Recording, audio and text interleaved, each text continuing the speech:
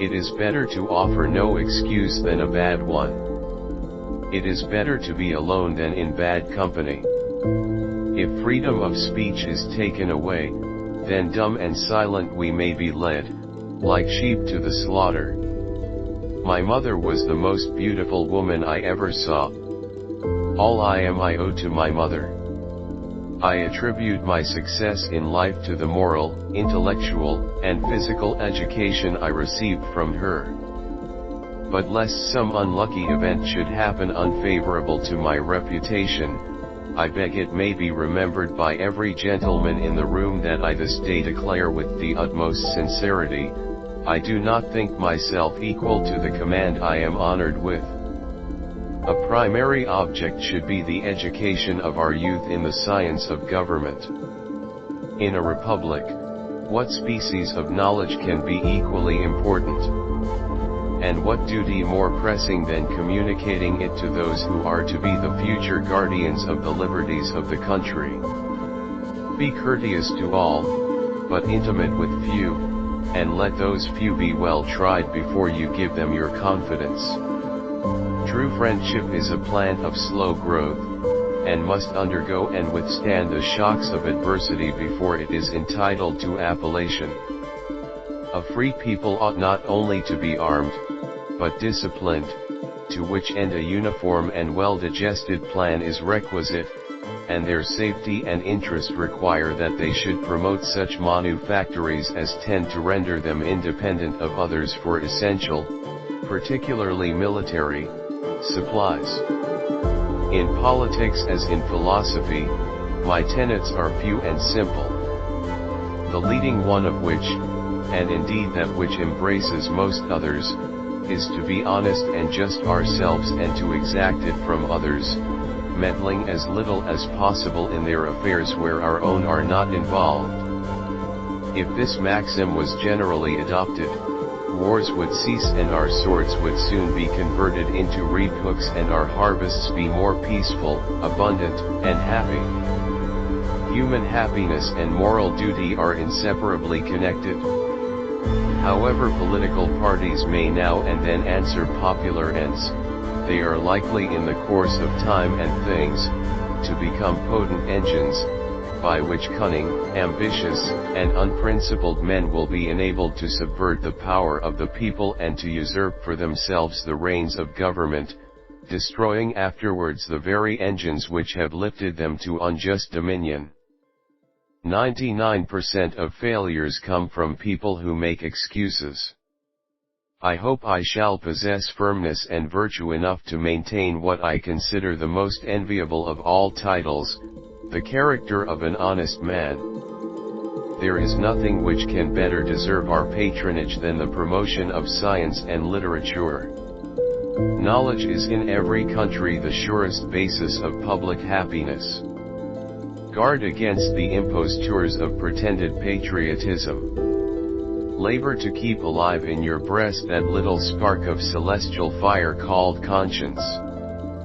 Perseverance and spirit have done wonders in all ages. Associate yourself with men of good quality, if you esteem your own reputation, for 'tis better to be alone than in bad company. Let us therefore animate and encourage each other, and show the whole world that a freeman, contending for liberty on his own ground, is superior to any slavish mercenary on earth.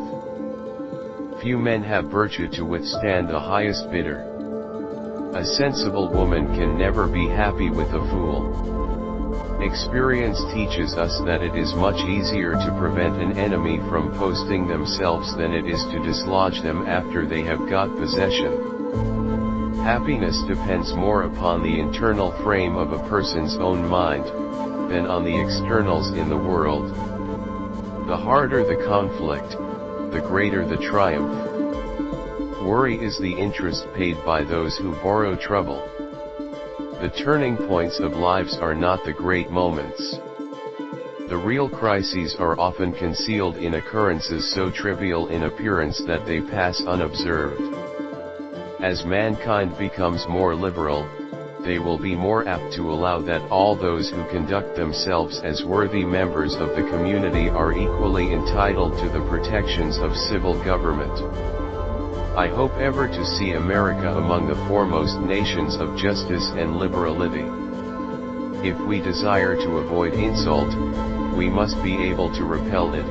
If we desire to secure peace, one of the most powerful instruments of our rising prosperity, it must be known that we are at all times ready for war. I conceive a knowledge of books as the basis upon which other knowledge is to be built. Paper money has had the effect in your state that it will ever have, to ruin commerce, oppress the honest, and open the door to every species of fraud and injustice. To encourage literature and the arts is a duty which every good citizen owes to his country. Where are our men of abilities? Why do they not come forth to save their country? Be courteous to all, but intimate with few, and let those be well tried before you give them your confidence. We must consult our means rather than our wishes. Real men despise battle, but will never run from it. Discipline is the soul of an army. It makes small numbers formidable, procures success to the weak, and esteem to all. Citizens by birth or choice of a common country, that country has a right to concentrate your affections. The name of American, which belongs to you, in your national capacity, must always exalt the just pride of patriotism, more than any appellation derived from local discriminations. To persevere in one's duty, and be silent is the best answer to calumny. We should not look back unless it is to derive useful lessons from past errors, and for the purpose of profiting by dearly bought experience. There is nothing so likely to produce peace as to be well prepared to meet the enemy. The nation, which indulges towards another an habitual hatred, or an habitual fondness, is in some degree a slave. It is a slave to its animosity or to its affection, either of which is sufficient to lead it astray from its duty and its interest.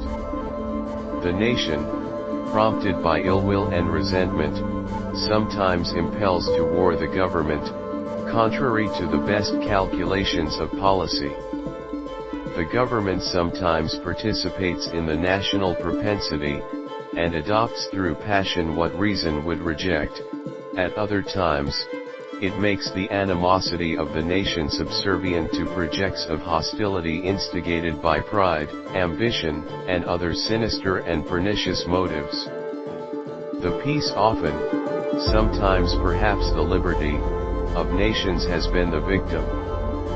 Let your heart feel for the afflictions and distress of everyone. I hold the maxim no less applicable to public than to private affairs, that honesty is always the best policy. Overgrown military establishments, which, under any form of government, are inauspicious to liberty, and which are to be regarded as particularly hostile to republican liberty. If to please the people, we offer what we ourselves disapprove, how can we afterwards defend our work? Let us raise a standard to which the wise and honest can repair. The rest is in the hands of God. The great rule of conduct for us, in regard to foreign nations, is, in extending our commercial relations, to have with them as little political connection as possible. It is substantially true, that virtue or morality is a necessary spring of popular government. The rule, indeed, extends with more or less force to every species of free government. To enlarge the sphere of social happiness is worthy of the benevolent design of a Masonic institution, and it is most fervently to be wished, that the conduct of every member of the fraternity, as well as those publications, that discover the principles which actuate them, may tend to convince mankind that the grand object of masonry is to promote the happiness of the human race. No punishment, in my opinion, is too great for the man who can build his greatness upon his country's ruin. Nothing is more essential than that permanent, inveterate antipathies against particular nations, and passionate attachments for others, should be excluded, and that, in place of them, just and amicable feelings towards all should be cultivated. Gentlemen, you will permit me to put on my spectacles, for I have grown not only gray, but almost blind in the service of my country. The common and continual mischief sick of the spirit of party are sufficient to make it the interest and the duty of a wise people to discourage and restrain it. It serves always to distract the public councils and enfeeble the public administration. It agitates the community with ill-founded jealousies and false alarms, kindles the animosity of one part against another, foments occasionally riot and insurrection. It opens the door to foreign influence and corruption, which find a facilitated access to the government itself through the channels of party passion. Be not glad at the misfortune of another, though he may be your enemy. Promote, then, as an object of primary importance, institutions for the general diffusion of knowledge. In proportion as the structure of a government gives force to public opinion, it is essential that public opinion should be enlightened. Anything will give up its secrets if you love it enough. Not only have I found that when I talk to the little flower or to the little peanut they will give up their secrets, but I have found that when I silently commune with people they give up their secrets also if you love them enough. The bosom of America is open to receive not only the opulent and respectable stranger, but the oppressed and persecuted of all nations and religions, whom we shall welcome to a participation of all our rights and privileges, if by decency and propriety of conduct they appear to merit the enjoyment. Strive not with your superiors in argument, but always submit your judgment to others with modesty. All obstructions to the execution of the laws, all combinations and associations, under whatever plausible character, with the real design to direct, control, counteract, or awe the regular deliberation and action of the constituted authorities, are destructive of this fundamental principle, and of fatal tendency.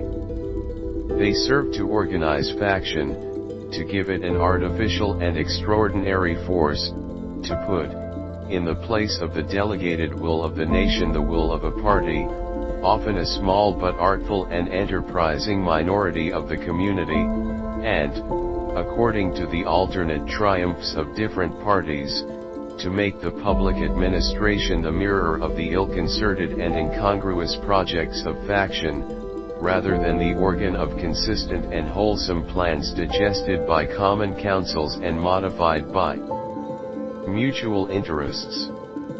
It is absolutely necessary for me to have persons that can think for me, as well as execute orders. Death, the abyss from where no traveler is permitted to return. 99% failures are the ones who make excuses. It is now no more that toleration is spoken of, as if it was by the indulgence of one class of people, that another enjoyed the exercise of their inherent natural rights. For happily the government of the United States, which gives to bigotry no sanction, to persecution no assistance, requires only that they who live under its protection should demean themselves as good citizens. No people can be bound to acknowledge the invisible hand which conducts the affairs of men more than the people of the United States. Every step by which they have advanced to the character of an independent nation seems to have been distinguished by some token of providential agency. A bad war is fought with a good mind. A slender acquaintance with the world must convince every man that actions, not words, are the true criterion of the attachment of friends. Individuals entering into society must give up a share of liberty to preserve the rest. The basis of our political systems is the right of the people to make and to alter their constitutions of government. We began a contest for liberty ill-provided with the means for the war, relying on our patriotism to supply the deficiency. We expected to encounter many wants and distressed, we must bear the present evils and fortitude. Arbitrary power is most easily established on the ruins of liberty abused to licentiousness. One of the expedients of party to acquire influence, within particular districts, is to misrepresent the opinions and aims of other districts. The time is near at hand which must determine whether Americans are to be free men or slaves. Wherein you reprove another, be unblameable yourself, for example is more prevalent than precepts. The hour is fast approaching, on which the honor and success of this army, and the safety of our bleeding country depend. Remember, officers and soldiers, that you are free men, fighting for the blessings of liberty, that slavery will be your portion, and that of your posterity, if you do not acquit yourselves like men. Unhappy it is, though, to reflect that a brother's sword has been sheathed in a brother's breast, and that the once happy plains of America are either to be drenched with blood or inhabited by slaves. Sad alternative! But can a virtuous man hesitate in his choice? Decision-making, like coffee, needs a cooling process. The alternate domination of one faction over another, sharpened by the spirit of revenge, natural to party dissension, which in different ages and countries has perpetrated the most horrid enormities, is itself a frightful despotism. But this leads at length to a more formal and permanent despotism of Congress. Party disputes and personal quarrels are the great business of the day, whilst the momentous concerns of an empire are but secondary considerations. That business of a trifling nature and personal concernment withdraws their attention from matters of great national moment. I'll die on my feet before I'll live on my knees. Asterisk often attributed to Washington, but cannot be confirmed. If men are to be precluded from offering their sentiments on a matter, which may involve the most serious and alarming consequences, that can invite the consideration of mankind, reason is of no use to us, the freedom of speech may be taken away, and dumb and silent we may be led, like sheep, to the slaughter. It is far better to be alone, than to be in bad company. Some day, following the example of the United States of America, there will be a United States of Europe. 82. No pecuniary consideration is more urgent than the regular redemption and discharge of the public debt. On none can delay be more injurious, or an economy of time more valuable. George Washington famously warned against ungenerously throwing upon posterity the burden which we ourselves ought to bear. Liberty, when it begins to take root, is a plant of rapid growth.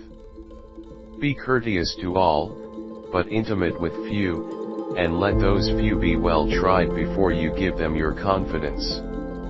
Arbitrary power is most easily established on the ruins of liberty abused to licentiousness. Hence, likewise, they will avoid the necessity of those overgrown military establishments, which, under any form of government, are inauspicious to liberty, and which are to be regarded as particularly hostile to republican liberty. In this sense it is, that your union ought to be considered as a main prop of your liberty, and that the love of the one ought to endear to you the preservation of the other. Every day the increasing weight of years admonishes me more and more, that the shade of retirement is as necessary to me as it will be welcome. The reflection upon my situation and that of this army produces many an uneasy hour when all around me are wrapped in sleep. Few people know the predicament we are in. Let your conversation be without malice or envy, for it is a sign of a tractable and commendable nature, and in all cases of passion admit reason to govern. A man ought not to value himself of his achievements or rare qualities of wit, much less of his riches, virtue, or kindred.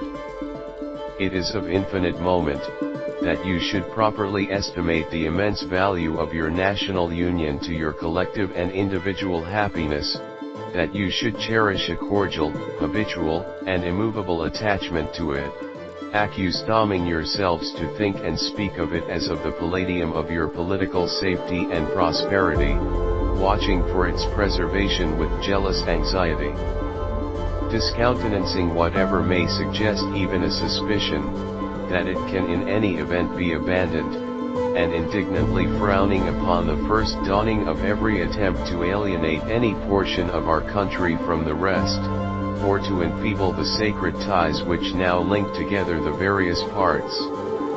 Interwoven as is the love of liberty with every ligament of your hearts, no recommendation of mine is necessary to fortify or confirm the attachment. For myself the delay may be compared with a reprieve, for in confidence I assure you, with the world it would obtain little credit that my movements to the chair of government will be accompanied by feelings not unlike those of a culprit who is going to the place of his execution, so unwilling am I, in the evening of a life nearly consumed in public cares, to quit a peaceful abode for an ocean of difficulties, without that competency of political skill, abilities, and inclination which is necessary to manage the helm. The great mass of our citizens require only to understand matters rightly, to form right decisions. Men may speculate as they will, they may talk of patriotism, they may draw a few examples from ancient story, of great achievements performed by its influence, but whoever builds upon it, as a sufficient basis for conducting a long and bloody war, will find themselves deceived in the end. We must take the passions of men as nature has given them, and those principles as a guide which are generally the rule of action. I do not mean to exclude altogether the idea of patriotism. I know it exists, and I know it has done much in the present contest. But I will venture to assert, that a great and lasting war can never be supported on this principle alone. It must be aided by a prospect of interest or some reward. For a time, it may, of itself push men to action, to bear much, to encounter difficulties, but it will not endure unassisted by interest. If the cause is advanced, indifferent is it to me where or in what quarter it happens. It is better to be alone than in bad company. Harmony, liberal intercourse with all nations, are recommended by policy, humanity, and interest. The gradual extension of our settlements will as certainly cause the savage, as the wolf, to retire, both being beasts of prey, though they differ in shape. We should not look back unless it is to derive useful lessons from past errors, and for the purpose of profiting by dearly bought experience. There might, gentlemen, be an impropriety in my taking notice, in this address to you, of an anonymous production, but the manner in which that performance has been introduced to the army, the effect it was intended to have, together with some other circumstances, will amply justify my observations on the tendency of that writing. With respect to the advice given by the author, to suspect the man, who shall recommend moderate measures and longer forbearance, I spurn it, as every man, who regards liberty, and reveres that justice for which we contend, undoubtedly must, for if men are to be precluded from offering their sentiments on a matter, which may involve the most serious and alarming consequences, that can invite the consideration of mankind, reason is of no use to us, the freedom of speech may be taken away, and dumb and silent we may be led, like sheep, to the slaughter. My mother was the most beautiful woman I ever saw. I had rather be on my farm than be emperor of the world. How far you go in life depends on your being tender with the young, compassionate with the aged, sympathetic with the striving, and tolerant of the weak and the strong. Because someday in life you will have been all of these. Religious controversies are always productive of more acrimony and irreconcilable hatreds than those which spring from any other cause. Associate yourself with men of good quality if you esteem your own reputation, for it is better to be alone than in bad company. The nation which indulges toward another a habitual hatred or a habitual fondness is in some degree a slave. It is a slave to its animosity or to its affection, either of which is sufficient to lead it astray from its duty and its interest. Having now finished the work assigned me, I retire from the great theater of action, and bidding an affectionate farewell to this august body under whose orders I have so long acted, I here offer my commission, and take my leave of all the employments of public life. Experience teaches us that it is much easier to prevent an enemy from posting themselves than it is to dislodge them after they have got possession. While we are zealously performing the duties of good citizens and soldiers, we certainly ought not to be inattentive to the higher duties of religion. To the distinguished character of patriot, it should be our highest glory to add the more distinguished character of Christian. To be prepared for war is one of the most effective means of preserving peace. Much was to be done by prudence, much by conciliation, much by firmness. Speak not evil of the absent, for it is unjust. Religious controversies are always productive of more acrimony and irreconcilable hatreds than those which spring from any other cause. Reason and experience both forbid us to expect that national morality can prevail in exclusion of religious principles. Do not suffer your good nature to say yes when you ought to say no. Remember that it is a public, not a private cause that is to be injured or benefited by your choice. It is a much easier and less distressing thing to draw remonstrances in a comfortable room by a good fireside than to occupy a cold, bleak hill and sleep under frost and snow without clothes or blankets.